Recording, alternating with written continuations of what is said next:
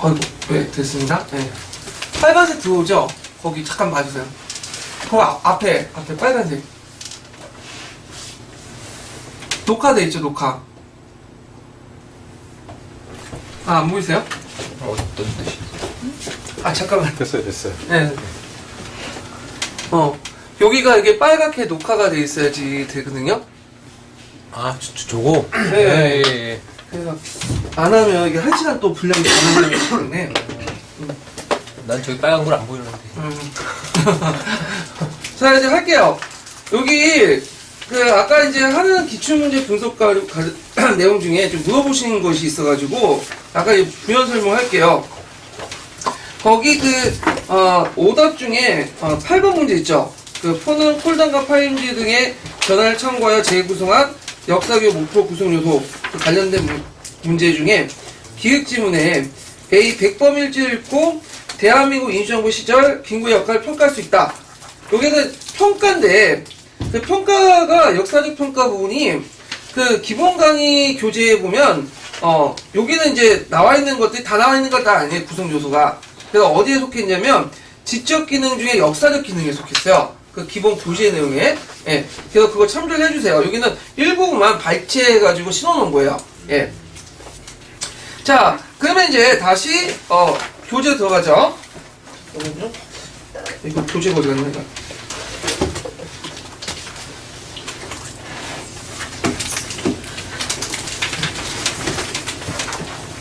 자, 거기에 보면 이제 역사교육의 목표 분류 해가지고 있는데, 자, 역사교육의 목표 분류에서 이제 지식, 이해, 기능, 가치, 태도, 영역별 목표 분류가 있거든요. 그래서 이제, 이건 파란책에 있는 내용들인데요. 자, 보통 우리가 목표 분류할 때, 학습 목표를 설정할 때는 어떤 심리학에 입각해서 하냐면, 행동주의 심리학, 얘 바탕으로 해갖고, 학습 목표를 설정해요. 그래서 타일러 학습 목표 분류 있죠? 거기에 입각한데, 그건 상당히 좀 쉬워요. 이거는 이제, 어떻게 되겠냐면, 딱딱 떠오죠? 자, 일단은, 원칙 있죠? 내용과 행동. 같이 써야 되겠죠? 예. 네. 그래갖고 이제, 프랑스 대혁명이라고 쓰면, 틀려. 어떻게, 프랑스 대혁명을 설명할 수 있다. 이렇게 써요. 왜냐면 프랑스 대혁명 내용, 설명할 수 있다는 건 행동. 이렇게 이제 나눠볼 수 있죠? 자, 그 다음에 두 번째로는 뭐냐 하면, 자, 여기 보면 행동, 그러니까 행위명사 쓸 때는 관찰 가능한 행위동사를 써야 돼. 그래서 이걸 명세적 행위동사 또는 명시적 행위동사라고 하거든요. 근데 어느 것이 관찰 가능하냐 아니면 관찰 가능하지 않은 일반적 행위동사냐 그 구분은 파란 책에 나와 있어요. 그 파란 책에 보시면 명세적 행위동사에 대해서 쭉 열거된 부분이 있거든요. 그걸 참조해 주시고, 자, 예를 들어 갖고 이제 자주 쓰이는 게 뭐냐면, 설명할 수 있다. 열거할 수 있다. 이런 것들이죠. 이거는, 외부부터 관찰 가능한 행위동사죠. 근데 이제 이해할 수 있다, 알 수 있다, 인지한다, 그런 것들은, 주변부터, 누구야?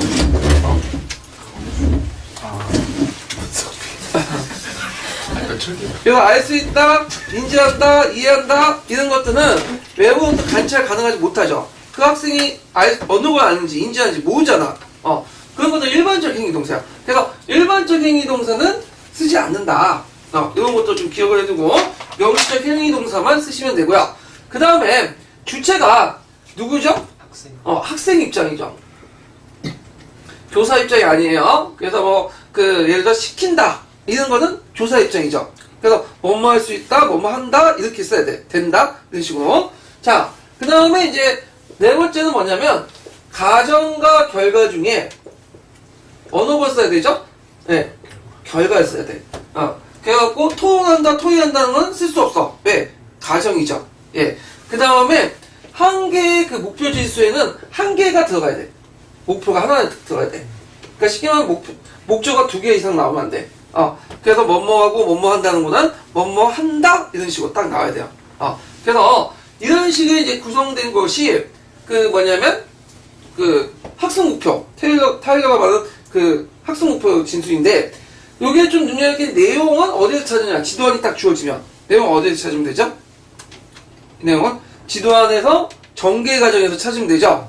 행동은 행위동사 쓰시면 되고 명시적 행위동사 이걸 이제 파악을 해갖고 지도안과 내용과 맞춰가고 쓰시면 되는데 문제는 요거는 일반적인 그 학습 목표 쓰면 되는데 거기 단서가 있어. 간혹가다 문제가 뭐냐면 지식 이해 측면, 기능 측면, 그 다음에 가치 태도 측면, 영역법 학습 목표를 써. 그 내용이 있거든요. 이럴 경우에는 좀 복잡해. 근데 보통 이제 이 측면에서 이제 정의부터 내리고 한번 또 얘기를 하죠. 자, 영역법 학습 목표는 타율 학습 목표와 좀 달라요. 인지주의, 거기는 행동주의 심리학인데, 이 영역법 학습 목표의 교육학적 바탕이 되는 건 뭐냐면, 인지주의 심리학이야. 인지주의 심리학은 교가 어떻게 일어나는, 학습자의 내적인 어떤 변화를 바탕으로 한 거죠. 눈에 보이는 것보다는 눈에 안 보이는 내적 변화를 관찰 가능가 좀 어려워. 그래서 이제 있는데, 자, 지식과 이해를 이제 보면, 역사의 기본 사실 개념 1번을 기억하고 이해한 능력으로 내용들을 단순히 암기하는 것이 아니다. 그러한 내용의 의미와 성격을 올바르게 파악하고 해석하는 능력이다. 그래서 이제 이게 파악책 있는 정의예요. 그래서 그와 관련된 예문들을 제가 지도서에서 찾아봤어요. 그래갖고 여기 보면 자 발생이에요. 이게 일단 두 번째 경제 문제의 의미와 발생의 원인. 6차 지도서 경제에 관련된 경제 지도서에 있는 건데 자 기본적인 내용은 비슷비슷한데 공통적으로 보면 파악한다, 안다, 이해한다, 인지적인 어떤 측면을 강조하는 행위동사죠. 되게 일반적인 행위동사를 쓴다는 걸 알 수 있어요. 근데 주의할 것은 뭐냐면 여기에서 주의할 건 뭐냐면 요 영역법 행위 목표에서는 행위동사가 그렇게 중요하지 않아요. 왜냐면 내용, 행동, 플러스에서 전반적으로 보는 거니까. 근데 행위동사 자체가 내용이 일부 포함되어 있기 때문에 그 안에 행위동사가 많이 쓰이는 게 있어. 잘 보면. 근데 주로 명시적 행위동사를 쓰는 것도 있지만 주로 뭘 많이 쓰냐면 일반적 행위동사를 많이 써요. 특히 빈도가 높은 행위동사가 뭐냐면 세 번째 이해한다요. 이해한다. 그래서 영역별 행위 목표 문제가 예전에 3번 나왔거든요. 재작년까지 합쳐서 되게 이해한다가 답이야. 그때 이해한다가 하면은 그래서 어떤 분은 그럴 거야. 그냥 행위동사 없이 내용 행동 해갖고 전반적으로 지식 이해에 들어갈 부분들 쓰면 되지 않냐? 맞는 말이야. 그게 원칙적으로는요. 예. 그래서 행위동사 크게 중요하지 않는 것도 맞는 말인데 문제는 채점하는 사람 입장 볼 때는 이게 지식 이해인지 이게 기능인지 물론 명확히 떨어진 것도 있겠지만 헷갈리는 것도 있잖아. 뭔가 기준이 있어야죠. 채점 기준이. 그러면 분명히 채점 기준은 우리가 우식도 만든 게 아니라 얘네들 나름대로 3-4개는 있을 거야. 그 3-4개에 따라서 이제 칼채점을 하든 문맥 채점을 하든 그 기준에 의해서 쓸 건데 그 기준이 어디에서 나오냐? 주로 녹색책 내용이나 아니 지도서에 있는 행위동사들 아니 영역별 목표 분류 있죠. 그걸 따온단 말이야. 그래서 예전에 한번 나왔던 임진왜란과 관련된 거 있죠. 지식 측면에 쓰라는 거. 이것도 지도서 동아시아 지도서에 그대로 나온 거예요. 그걸 따서 문제 낸 거야. 예. 그래서 대략적인 내용도 이렇게 써야 된다. 그래서 지식 이해 측면을 볼 때는 이해해야 한다는 행위동사를 붙여놓은 것이 상당히 다반하고 가깝다. 이런 것도 좀 기억을 해두시면 될 것 같아요. 자, 그 다음 기능 측면에서 보면 자, 기능 측면은 이제 뭐냐면 자기가 알고 있는 것을 아는 게 아니라 점진적 수단에서 연습 필요한 거. 그러니까 학생 활동이 들어가야 돼. 이 부분에. 그래서 이 기능에서는 주로 이제 학생 활동이 들어간 내용들 쓰시면 돼요. 근데 이제 되게 이제 기능에서는 많이들 일반적인 행동사나 명시적인 행동사도 쓰긴 쓰는데 대략적 평균적으로 뭘 많이 쓰냐면 명시적인 행동사를 많이 써요. 표현할 수 있는 것들을 보니까. 예. 그 다음에 가치 태도 같은 경우는 태도를 기른다, 자세를 기른다 이런 내용들이 들어가야 되고요. 예. 그런데 지금까지 시험 문제에 많이 나오는 부분은 거의 그냥 나온 건 지식 이해예요. 그러니까 그냥 이해한다라고 딱 쓰는 게 답안에 좀 확률적으로 접근한다 이렇게 이제 보시면 될 것 같아요. 예. 그래서 제가 이제 기출문제 3편에 요정도를 제가 팁을 달아놨어요. 그래서 답안 쓰실 때 참고해 주시는 게 좋을 것 같아요. 그래서 학습 목표를 그냥 쓰라고 하면 그러면 그냥 쓰면 되는데 단서가 붙을 때 영역 번역 지식 이해 기능 가치태도 하면 만약 지식 이해를 물어보는데 뭐 설명할 수 있다 뭐 이런 식으로 쓰면 답안하고 좀 벗어날 확률이 상당히 높다 그거죠. 예. 그래서 그거를 이제 분별해서 좀 답안을 구성을 하는 것도 좋을 것 같고 이건 나중에 기출문제 풀어볼 때 더 얘기하죠. 자, 그 다음에 뒤에 이제 목표 모형과 구현 모형 목표가 있는데 이 목표 모형은 아까쯤에 행동 모형, 행동 심리학에서 이제 제시한 건데 그래서 아까쯤에 얘기한 그 교훈법 상세화, 그 다음에 행위동사 진수할 때 내용과 행동을 진수하고 학생 활동을 진수하고 학습의 결과를 하고 그 예문들이 있어요. 네. 그 예문들 파악을 주시면 되고 예문 하나 좀 살펴볼게요. 자, 미국의 독립운동 배경을 설명할 수 있다. 자, 여기서 미국의 독립운동 배경까지는 뭐와 관련된 거죠? 내용. 예? 내용과 관련된 거고 설명할 수 있다는 것은 행동과 관련된 거죠. 예. 그리고 누구 중심이에요? 학생 중심이죠. 자, 이런 것들을 이제 파악을 해주시면 될 것 같아요. 그 다음에 이제 교육 목표 상세의 2.5점.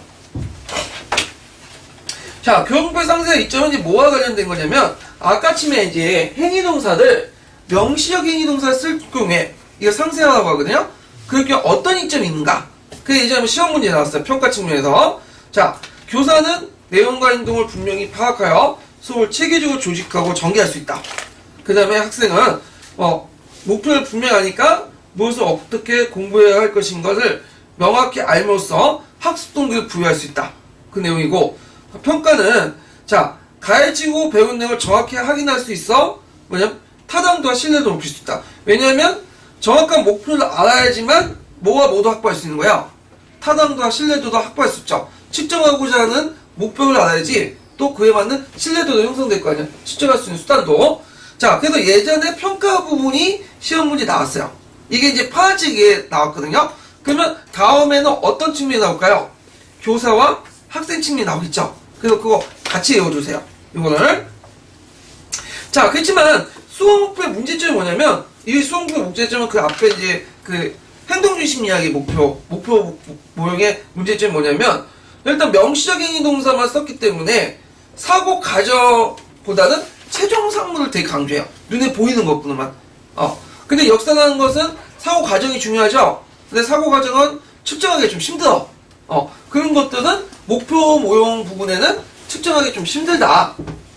그래서 이제 그 대안으로 이제 녹색책에서 제시한 게 뭐냐면 구현 목표야. 그 구현 목표는 요 밑에 이제 그 뭐냐면 차이점을 뒀지만 수험표는 좀 가정보다는 결과를 강조한다. 목표 모형 구현 목표는 가정을 강조하고 이런 내용도 있어요. 근데 이 구현 목표는 시험 문제에 나오기가 힘들어요. 왜 나오기가 힘드냐면 그냥 대안 차원에서 생각해도 되는 거야. 아직 학계에 그 통일되기 전에도 없어요. 예. 그래서 이런 게 있구나 하고 넘어가면 되는 거지 이걸 굳이 뭐 공부할 필요까지는 없을 것 같아요. 그래서 시험 문제 나오면 학계에서 검증된 그 뭐냐면 그 목표 모형하고 그 다음에 행동 영역별 목표 있죠. 그 두 가지 차원에서만 나오고 요거는 이제 그 녹색 책의 몇 페이지에 있는 내용이냐면 구형 목표 목표 모형 관련된 부분이 녹색 책에 나오는데 녹색 책에 아이고 네 적어놨다가 45페이지 45페이지에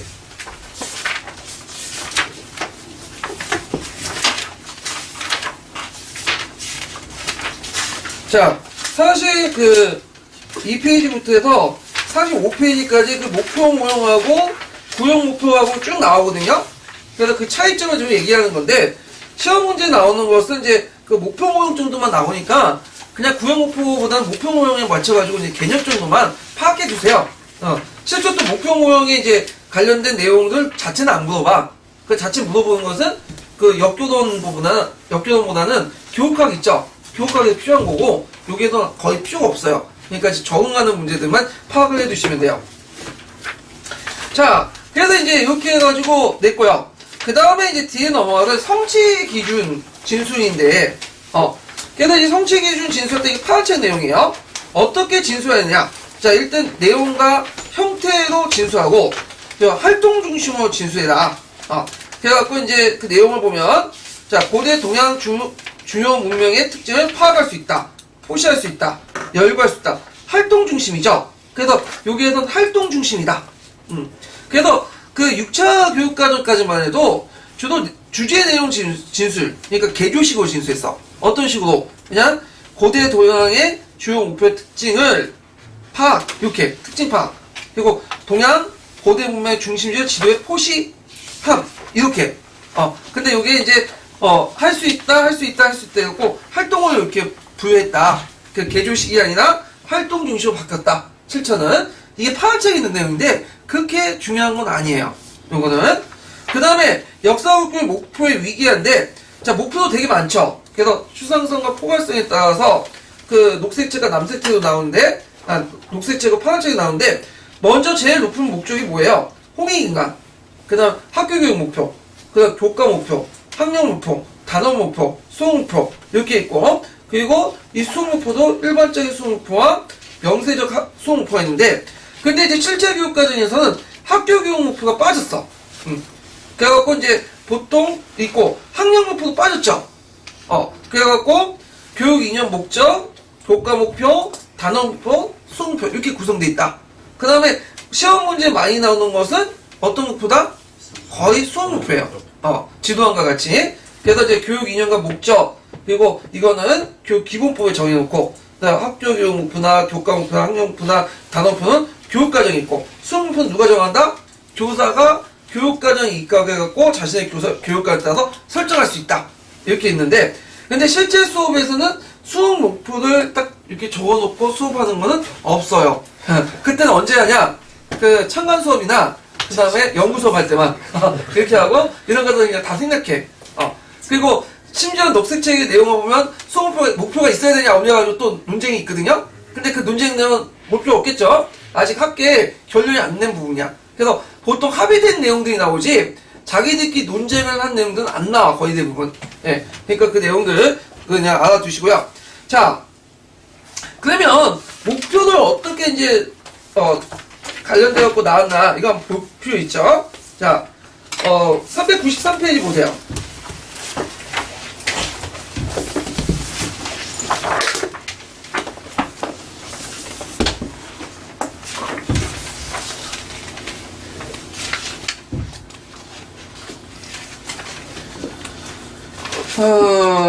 자, 10번 문제인데,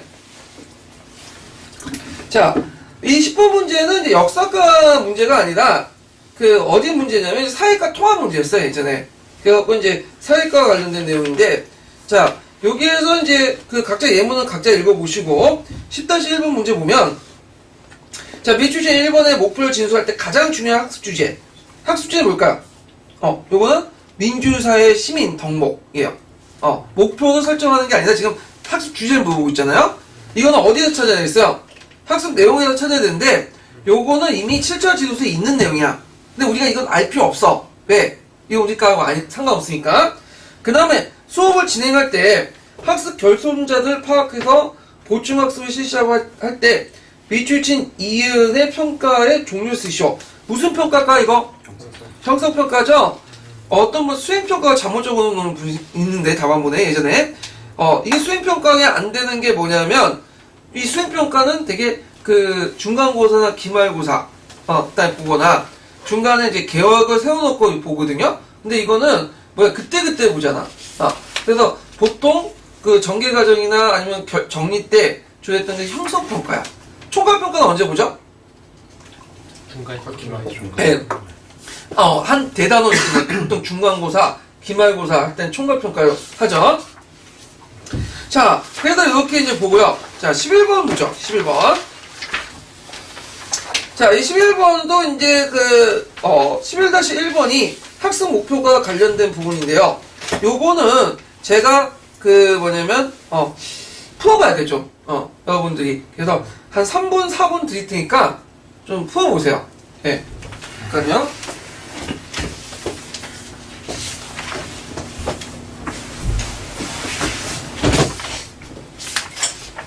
답안 보시면 안 돼요.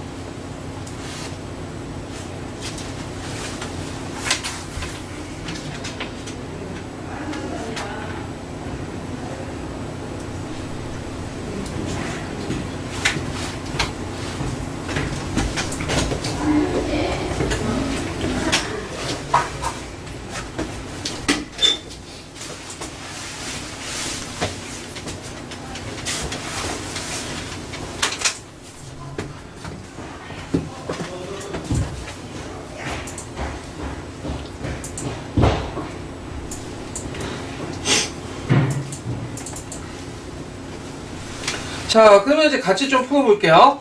자, 여기 보면 이제 그 학습 목표를 어느 측면에서 쓰라고 했죠?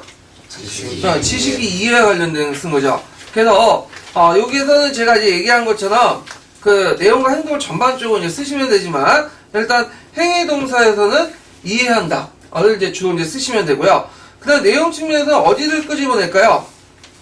거기 전개 과정에 강의식, 토의식 내용이 있는 거 있죠? 그래서 이렇게 집어넣어서 답안을 구성을 하시면 돼요. 그래서 영국이 인도의 식민화 과정과 목적 등을 이해한다. 그 다음에 인도, 중국, 한국의 민족운동의 특징을 안다.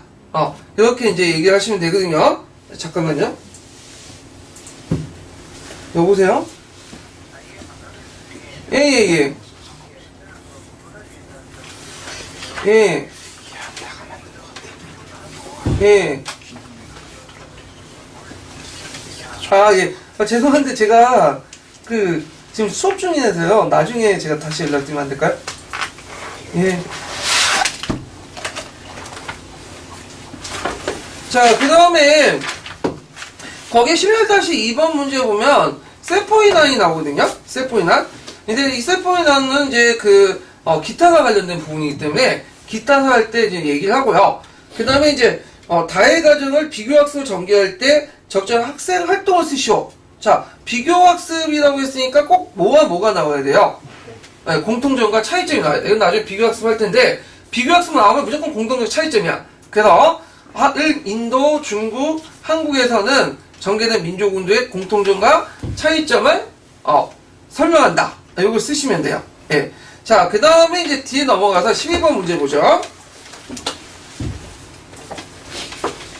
자, 다음은 A와 B의 임수년 농민학교의 주제로 서로 다른 교수 학습 모형에 따라 구성된 두 교사의 지도안이다. 자, 두 지도안에 접합한 수업 목표를 각각 한 가지 쓰고 지도안의 가의 일반화 내용과 나에 들어갈 내용을 쓰시오 있는데, 자, 이것도 마찬가지로 이제 여기에서 파악할 것은 지금 목표 모형을 쓸 것인가, 영역별 목표 모형을 쓸 것인가인데 딴 말이 필요 없죠. 그냥 교수 학습 목표를 쓰라고 하잖아. 그러면 목표 모형에 입각해 쓰시면 돼요. 이건 문제가 쉽게 풀려요. 여기에 입각해 쓰시면 돼요.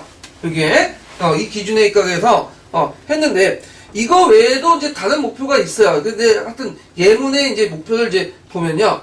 자, 농민항쟁 원인을 자료를 찾아 분석할 수 있다. 자, 농민항쟁에 참여한 농민들의 입장을 설명할 수 있다. 또는 기술할 수 있다. 그 외에도 목표가 많아. 그렇지만 제 예문을 든 거고요. 자, 그 다음에 여기에서 가의 일반화 내용과 나에 들어갈 내용을 쓰시오 있거든요. 그래서 이제 일반화 내용인데, 자, 나중에 일반화 할 때 얘기했지만 일반화에서 제일 중요한 게 뭐냐면 관계 지어주는 거거든요. 두 가지 이상의 사건을 관계시켜줘야 돼. 개념이나 이런 것들을. 그래갖고 일단 정치적 부패와 수치질의 문란으로 농민항쟁이 일어났다. 여기에 관계 지어줄 수 있는 개념은 뭘까요? 농민항쟁이죠. 그래서 정치적 부패, 수치질의 문란, 이 두 개의 개념과 사건들을 뭘로 관계시켜줬죠? 농민항쟁으로. 그래서 일반화 시키라고 하면 이 관계 개념들을 찾는 게 제일 중요해요. 이거 다시 나중에 일반화할 때 얘기하고요. 그 다음에 나에 들어갈 거, 지금 A 지도와는 이제 사료와 관련된 거고, B와 관련된 것들은 뭐와 관련된 거죠? 역할극과 관련된 거죠. 그래서 역할극과 맞는 나에 들어갈 것은 뭐냐면 대본 작성 및 배역 성정이야. 요 부분은 이제 나중에 역할극 부분 때 다 하죠. 그래서 역할극은 나중에 하겠지만 단계에 대해서 물어보는 것들이 좀 나오거든요. 그래서 요거는 파란 책이나 녹색 책에 있는 것들 좀 뭐냐면 암기 쓰셔야 돼요. 예. 자, 그래서 이렇게 했고요. 잠깐 예전에 못 풀었던 문제가 뭐냐면 351페이지 잠깐 펴보세요.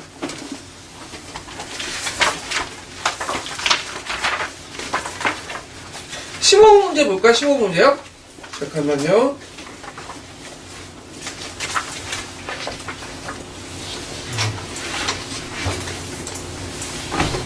저도 찾아야 되겠네. 예전에 재작년에 그게 나왔던 문제인데요. 이게 몇 년도 문제일까? 예전에 풀다가 앞부분에 그걸 못 풀었어. 그래서 보면 15번 다음은 동아시아 과목 내용이 학생들에 제시되는 과정이다. 자, 가로 안에 기읒의 내용을 쓰고 가로 안에 니은에 들어간 지식 영역에 수학문법을 제시하시오. 그래서 거기 이제 수학문법 내용이 그냥 니은에 들어갈 부분이 자, 그러면 수학문법에도 거기에 지식 영역이라고 있죠. 지식. 예. 그러면 요게 이제 문제가 뭐냐면 이게 좀 예매한 게 지식 이해 영역을 물어보는 건지 지금 블룸의 지식 부분에 관련된 부분들을 물어보는지 헷갈릴 수 있어.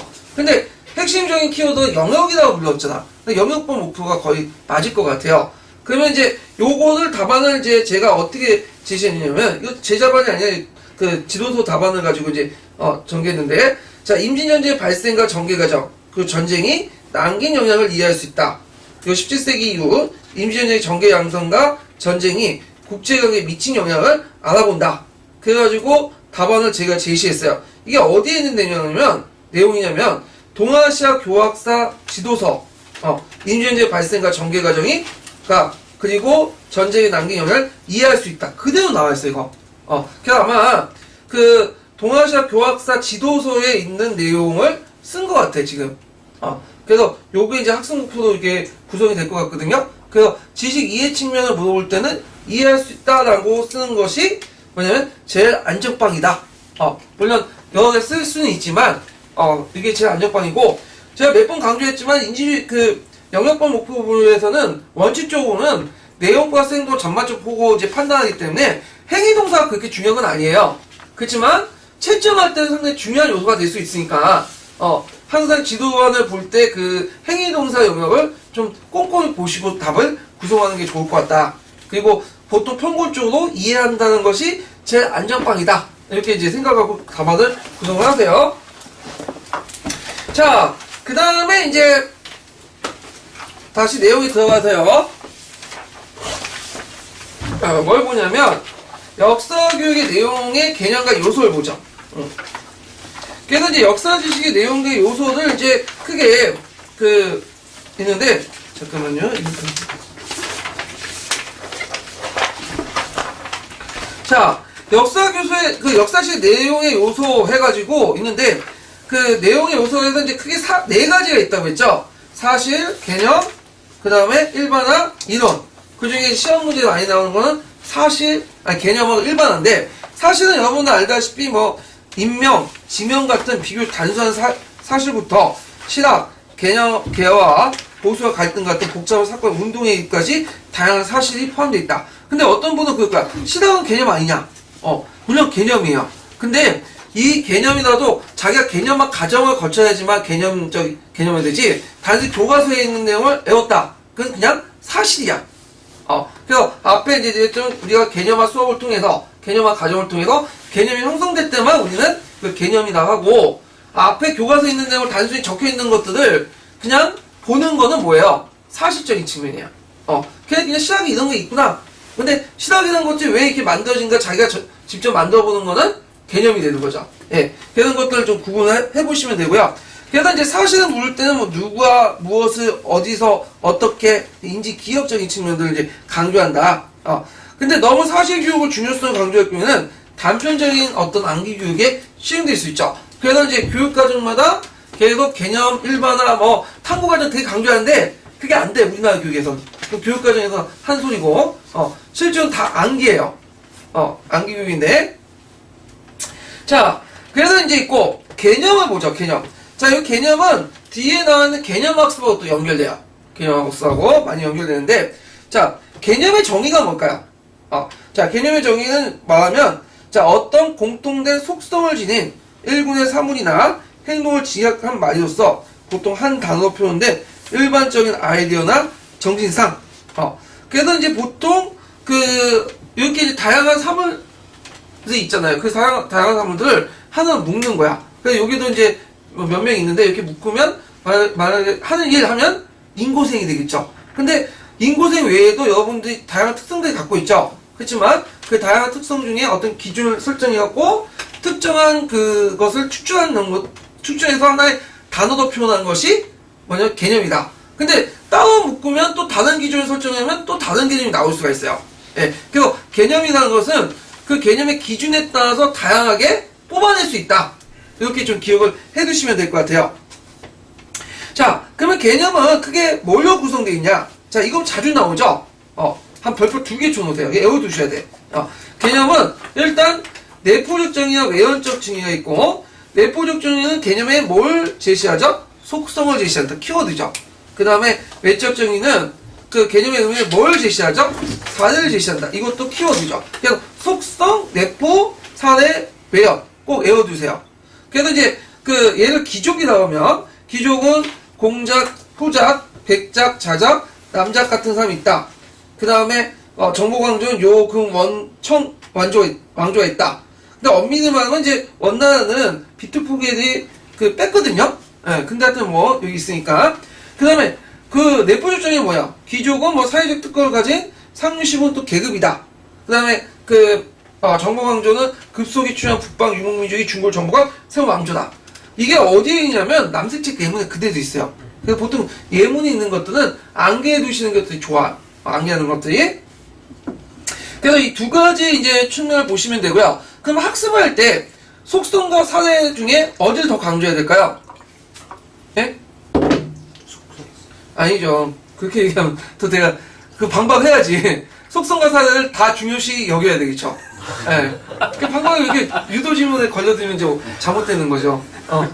그래서 되게 예전에 이런 시험 문제 나왔어요. 시기표법 나오고 속성과 사례 중에 뭐 어느 걸 더 강조하는 것이가 속성과 사례를 동등하게 같이 봐야 된다. 되게 이제 뭐냐면 교직에서는 한쪽에 치우친 걸 별로 안 좋아해. 그러니까 무조건 중간에 있는 게 제일 좋아해. 역사 교육도 마찬가지예요. 자, 그 다음에 개념의 호일성도 외워두셔야겠죠? 자, 여기 개념의 호일성 보면 개별적이고 분리된 정보를 일정한 범주로 묶어줌으로써 사물을 또 체계적이고 의미있게 이해할 수 있다. 여기에서 이제 일정한 범주, 체계적 의미 이렇게 이제 보시면 돼요. 그래서 여러분들 그 역교나 암기할 때 뭐 달달 문장 자체는 그대로 이제 외우면 좋겠지만 우리가 컴퓨터가 아니잖아. 그러니까 핵심 키워드를 일단 암기해두고 그걸 딱 암기해두고 거기에 문장을 진수하면 돼요. 그 키워드에 따라. 물론 키워드만 나열을 하면 점수 안 줘요. 그렇지만 여기에 일단 키워드 생각하고 키워드를 바탕으로 해서 문장 만드는 걸 대충 만들면 돼요. 네. 그래서 그런 것도 좀 기억을 해주시면 돼요. 그래서 그 예문을 보면 민족주의 개념을 사용하여 민족의 독립과 자유를 위한 그리스 독립운동이나 중남미 독립운동을 쉽게 이해할 수 있고 또 시민혁명 사용하면 주체가 누구이며 혁명의 목표 성격을 어느 정도 알 수가 있죠. 그 다음에 그 학생이 경험의 의미를 부여해서 잡다한 경험 전체를 관심을 모으지 않아도 이게 좀 틀린 것 같은데, 오타. 예. 자, 모으지 않아도 사항을 이해할 수 있다. 자, 예를 들어서, 우리가 이런 게 있죠. 그, 나라의 각각 수도들이 있죠. 노란책에 있는 예문인데, 수도 이름을 달달 외우는 것보다는 수도의 특징을 딱 외워두면, 나머지 수도의 내용들을 그냥 외우지 않아도 파악할 수 있잖아. 그런 것들 이제, 있죠. 그래서 이제 있고, 이게 아니다. 잠깐만. 다른 거다. 이건 3번이야, 3번. 같은 속성을 가지고 반복적인 비율수를 정해서 수도의 위치나 지형적 특징을 알면 각 나라의 어떤 특징들, 수도를 파악하지 못해도 그 개념을 알면 다른 데 적용할 수 있죠. 요건 3번 예문이고, 요건 뭐냐면, 우리가 보통 이제 미국은 제국주의 국가다. 나쁜 나라다. 그 다음에 또 좋은 나라다. 이렇게 이제 평가를 하는데, 이거는 미국의 뭐예요? 한 면만 보는 거죠. 미국은 다양한 사람들이 존재하기 때문에 다양한 모습도 있어. 그래서 있는데, 뭐냐면, 이렇게 알면 학생들이 복잡해. 그러니까, 미국의 속성 중에 하나만 딱 제시해서, 이렇게 미국의 전체적인 모습들을 파악할 수 있도록 만든다. 그러니까, 미국이라는 나라는 다양한 특징들을 가지고 속성을 갖고 있지만, 이렇게 알면 복잡하기 때문에, 제국주의 정책, 미국의 대외 정책 특징, 이런 것들을 제시해갖고, 한 가지 모습만 이렇게 파악해서 쉽게 이해할 수 있도록 만든다. 이런 것도 있고요. 그 다음에 이제 개별적인 역사 사실을 알지 못해도 유사한 역사 상황에 의미를 부여한다. 혁명이라는 개념을 알면 구체적 사실을 몰라도 전제 왕권의 독재 정치에 대항한 사건을 혁명이라는 범주에서 인식할 수 있고요. 그 다음에 대상물에 대한 인식을 단순시켜서 복잡한 성격을 가지고 있는 사회의 문제를 쉽게 다룰 수 있는 통찰력을 획득한다. 그래갖고 이제 그 세계 각지의 시민계급의 주체가 되어 전제왕권이나 독재 정치에 대항한 모든 혁명을 하나의 범주 속에 묶어 좀 더 쉽게 파악할 수 있는 통찰력을 가질 수 있다. 그 예문 자체를 그냥 파악해주세요. 이거는 제가 얘기한 게 아니라 녹색책에 있는 거예요. 예. 그 다음에 뒤에 넘어가서 자, 그 영어 특수한 사실이나 아이들을 조직하고 통합해서 특수한 사회들 학습자들의 인지구조와 직접 관련은 몇 개 없지만 포괄한 개념의 기존의 지식과 쉽게 관련시킬 수 있다. 예를 들어서 고대 국가의 속성을 알면 어떻게 했어요? 신라나 백제 고구려의 속성들, 고대 국가의 속성들 알게 되죠. 그러니까 상위 개념을 알면 그 밑에 하위 개념들이 쉽게 포섭이 되잖아. 그런 얘기를 이제 하는 거고요. 그 다음에 이제 장단점, 이거 외워두셔야 되죠. 장단점. 자, 보통 단점이 나오는데 요번에 문학작품에 나온 것처럼 다른 쪽을 찌를 수가 있어. 그래서 그거 항상 대비를 하셔야 돼. 그래서 요번에 문학작품 나올 때 유의점 나왔죠. 근데 유의점만 달달하면 반은 맞췄어. 반 틀릴 수 있죠. 뭐가 나왔어요? 장시점 나왔잖아. 그러니까 여러분들 암기하실 때도 예전에 기출 나왔던 부분들만 달달 외우는 게 아니라 기출과 관련된 부분들, 주제들은 딱딱 떨어지는 부분들은 달달 외우는 게 좋아요. 그래서 장점도 파악을 해두셔야 되는데, 자, 일단 각 시대와 사회 구조 및 성격이나 사회변동 요인을 설명이 가능하죠. 뭐 혁명이라든지 자유주의라든지 민족주의 개념 이런 것들이 있고, 그 다음에 그 사회학 개념군들은 역사에 전이 가능하고 역사학습을 현재 이해 가능해요.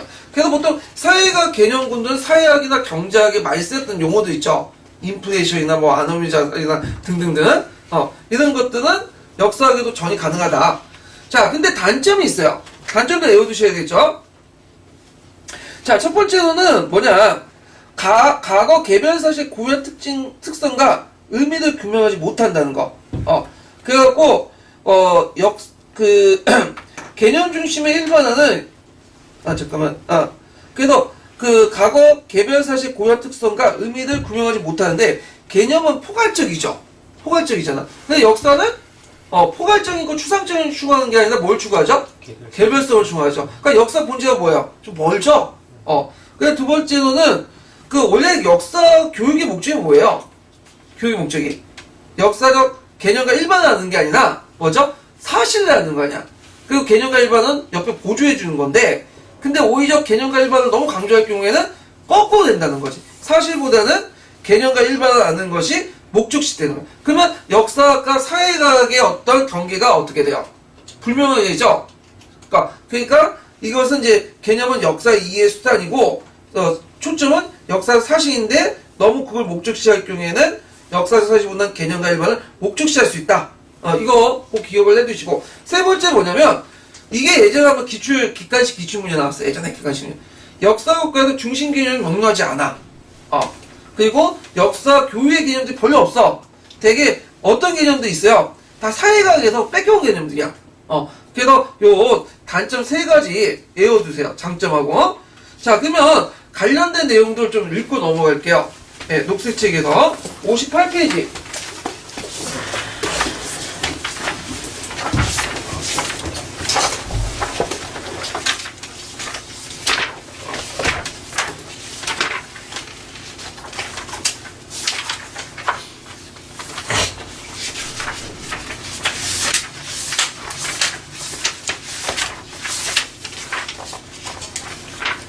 자, 보면 이제 그 58페이지 첫 번째 문단은 뭐냐, 개념은 그때 분류한 것이다. 이거는 개념의 정의와 관련된 거예요. 그 다음에 이제 그 58페이지 하나, 둘, 셋, 네 번째에서 속성을 지니고 사례가 있다. 그래서 속성과 사례와 관련된 내용이거든요. 그래서 구성과 관련된 거죠. 개념은 뭘로 구성된다. 그래서 이게 좀 읽어볼 필요가 있기 때문에 한번 읽어볼게요. 그래서 개념은 붙어갖고 그 외연적 정의다까지 한번 읽어볼게요. 개념은 어떤 공통적인 특징을 지니는 사물이나 사실들을 하나의 범주로 묶어 표현한 일반적 아이디어를 말한다. 개념은 사물, 사건, 행동의 의미를 부여하기 위해 만들어낸 것으로 구체적 사실들을 동질적인 것들끼리 분류한 것이다. 사물을 같은 집단으로 분류하는 기준이 되는 특성을 속성이라고 한다. 공통의 속성을 지닌 사물은 개념의 예가 되며 그러한 속성이 없는 사물은 개념의 예가 아니다. 개념의 학습에서는 예와 예가 아닌 것을 구별하고 이해하는 것이 중요하다. 개념에는 내적 측면과 외적 측면이 있다. 내적 측면은 개념이 지닌 속성을 의미한다. 예컨대 정복 왕조를 급속히 출현한 유목민족이 중국을 정복하여 세운 왕조라고 하였을 때 이는 정복 왕조라는 개념의 내적 측면을 밝힌 것이다. 이처럼 그 속성에 따라 개념의 의미를 제시하는 것을 내포적 정의라고 한다. 이에 반해 외적 측면은 개념에 해당하는 사례를 가리킨다. 정복 왕조는 요금 원청 왕조를 말한다는 설명에서 요금 원청은 정복 왕조의 사례로 정복 왕조라는 개념의 외적 측면이라고 할 수 있다. 이와 같이 사례를 통해서 개념의 의미를 제시하는 것이 외연적 정의다. 예, 여기에는 이제 그 외연적 정의하고 내포적 정의 좀 파악을 해주시고, 그냥 개념의 효율성이 쭉 나오는데, 제가 아까 지금 언급했던 내용도 있어요. 그래서 이거 파악을 해두시는데, 그 앞에 이제 좀 볼게 장단점 부분 있죠? 요 장단점은, 요 개념 자체 효율성이고, 앞에 장단점 부분은 개념을 역사교육에 적용할 때 어떤 장점과 단점이 있는가, 이거가 이제 관련된 거예요. 네, 그래서 이제 좀 약간 비슷하지만 이런 차이가 좀 있고요. 그래서 이거 다 읽어보면 좋겠는데 요거 읽다가는 이제 너무 많으니까 각자 읽어보시고, 다만 이제 여러분들이 좀 볼 게 뭐냐면 60페이지에 자 60페이지에 보면 그 역사교과의 개념은 해서 거기에 교과의 지식구조 있죠. 기본 개념하고 조직 개념이 있다. 그래갖고 이제 그 혁명의 기본 개념이라면 혁명 이념, 혁명 집단, 혁명 가정, 신석주 혁명, 민족주의 혁명, 민족혁명, 보통은 조직 개념. 그러면 혁명은 기본 개념이지만 조직 개념은 어떤 특징을 갖고 있죠? 기본 개념에다가 다른 개념이 부과되는 거죠. 혁명에다 뭐가 부과된 거야? 이념이 결합된 거죠. 그 다음에 혁명에다 집단이 부과되고, 그래서 이게 이 조직 개념은 관계 개념이라고 해요. 서로 또 관계시켜주는 특징도 있으니까. 그래서 이런 것들을 좀 기억을 해두시면 돼요. 그래서 예전에 이와 관련된 내용이 한번 예전 기출문제에 나왔어요. 예전 기출문제. 그래서 한번 요것만 좀 읽고 넘어갈게요. 60페이지 두 번째 단락 한번 읽어볼게요. 역사교과의 개념은 교과 지식구조를 가장 잘 보여주는 기본 개념과 상호 관련된 역사 개념의 복합체인 조직 개념으로 나눌 수 있다. 예를 들어 혁명이 기본 개념이라면 혁명 이념, 혁명 집단, 혁명 과정, 그리고 신석기 혁명, 민족혁명, 교통혁명 등이 조직 개념이다. 역사학습에서 적절한 역사 개념을 추출하고 그것이 구체적인 내용 선정으로 연결된다면 기본 개념은 전 학년에 걸쳐서 배울 공통 요소가 되며 조직 개념은 학년에 따른 교육 내용 배열에 유용하게 적용할 수 있다. 기본 개념들은 모든 학년에서 반복적으로 다루어지는데 대체로 추상적이고 복잡한 개념을 익힐수록 단순한 개념과 특수 사실들을 이해하는 능력이 커진다. 예컨대 문화란 개념은 종교, 학문, 예술, 법, 전통, 제도, 관습 등과 같은 개념들을 포함하고 있으므로 문화라는 상위 개념을 습득하면 거기에 수반되는 하위 개념들과 개별 사실들을 좀 더 쉽게 이해할 수 있다. 예, 이런 것도 좀 기억을 해주시고요. 그리고 제가 아까 좀 잘못 설명했는데 아까 장점을 얘기할 때 잠깐만 1078페이지 있죠? 제가 이걸 좀 수정할게요. 거기에 그 개념의 효율성 부분에 1, 2, 3, 4, 5, 6번 있고 장점을 제가 역사교육을 이제 할 때인데 여기 아니라 이걸 장점을 7번으로 공치세요. 7번 공치세요. 장점 있죠? 그 1번 장점을 효율성 7번으로 공치세요. 예, 네, 똑같아. 여기 장점을 효율성인데 요때 이 장점 뭐냐 7번의 장점 뭐냐면 거기 이제 읽어보시면 알겠지만 그 사회과학적 개념을 도입할 때 어떤 장점이 있는가, 그러니까 그 효율성 중에서도 사회과학적 개념을 도입할 때 어떤 장점이 있는가, 그래서 장단점에 있는 1번 있잖아요. 그 장점 부분을 7번으로 곤쳐가지고 좀 보시는 게 좋을 것 같아요. 효율성 측면에서 7번으로.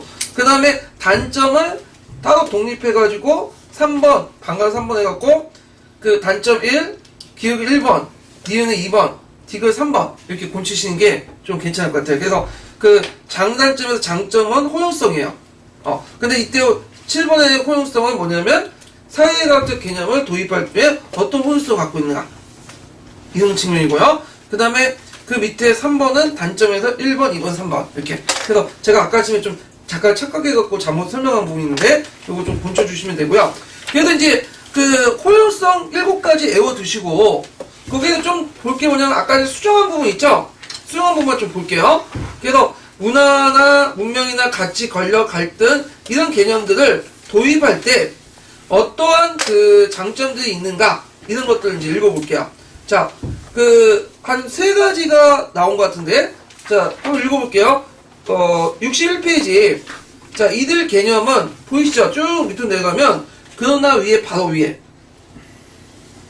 네. 거기서부터 어디까지? 네. 그래서 그 이들 개념부터 해갖고 불충분하다까지요. 예. 네. 이들 개념은 각 시대와 사회의 구조 및 성격, 사회 변동의 요인 등을 설명하는 데 유용하다. 현대사회의 문제를 파악하는 데 도움을 주는 사회과학 개념구는 그 속성상 역사학의 전이가 가능하며 역사학습을 통해 현재를 이해하는 데 유용한 도구이다. 다만 역사가 다루는 과거 개별 사실들의 고유한 특성과 의미를 밝히는 데는 불충분하다. 자, 거기서 1번은 뭐죠? 사회 구조와 변동 요인을 설명 가능하고, 그 다음에 전이가 가능하며 역사학습의 현재를 이해한다. 이게 이제 사회과학군을 도입할 때의 유용점이야. 근데 그 밑에 거는 뭐죠? 문제점이죠. 그래서 개별성을 파악할 수 없고, 또 그 문제점이 2개가 더 나오죠. 뒤에 부분에. 예, 그것도 한번 읽어볼까요? 그러나 역사교과가 개념이나 일반화를 가르치는 것이라는 생각은 역사교육의 본말을 전도할 위험이 있다. 역사에서 제시하는 개념과 일반화의 예들은 역사를 파악하기 위해 필요할 뿐이다. 프랑스나 러시아의 혁명을 배우면서 혁명의 개념이나 일반화를 배울 수 있지만 역사교육의 내용은 사회과학의 혁명 개념이 아니고 프랑스 혁명과 러시아 혁명의 전개 과정에 대한 이야기다. 역사교육의 내용은 사회과학의 개념이나 일반화가 아니며 과거 사실만으로 구성되는 것도 아니다. 그것들은 다만 역사를 이해하는 수단일 뿐이다. 예, 여기까지. 그래서 남색책에는 2개 제시했고, 그래서 다른 곳에 1개가 더 제시되어 있어요. 그래서 역사교과는 중심 개념이 명료하지 않으며 역사의 교육 개념이 없다. 이것도 이제 파악을 해주시면 될 것 같고요. 자, 그러면 개념과 관련된 내용들을 좀 파악하고 넘어갈게요. 관련된 기출문제 많아요. 자, 몇 페이지 펴보시냐면요. 396페이지 펴보세요.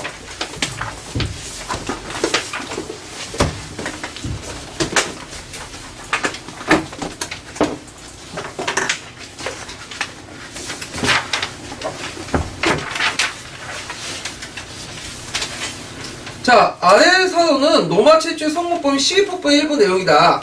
자, 어느 역사 교사가 이들 이용해 다음과 같은 2가지 학습 방법으로 역사 수업을 실시했다.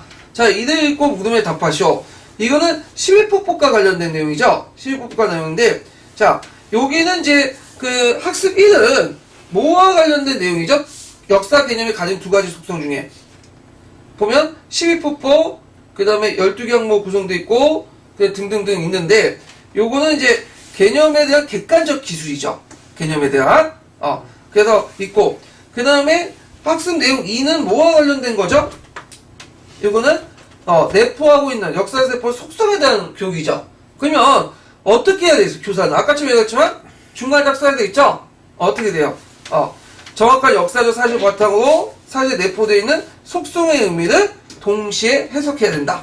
그러니까 그 밑에 있는 기술과 그 다음에 그 밑에 있는 속성에 대한 해석을 기술해야 된다. 역사 사실인데 이게 사례로 해석할 수 있는데 제 생각에 사례라고 보기는 힘들 것 같지만 여기에 역사의 개념 2가지 속성을 측면이 있으니까 학습이는 사례와 좀 비슷하니까 있고 그 다음에 학습 내용 2는 속성과 관련된 내용이다. 이렇게 이제 보시면 되겠죠. 그래서 학습 내용이든 성문 12법 내용의 사례, 객관적인 어떤 내용을 얘기한 거고 학습 내용 2는 속성과 관련된 내용이다. 그래서 2가지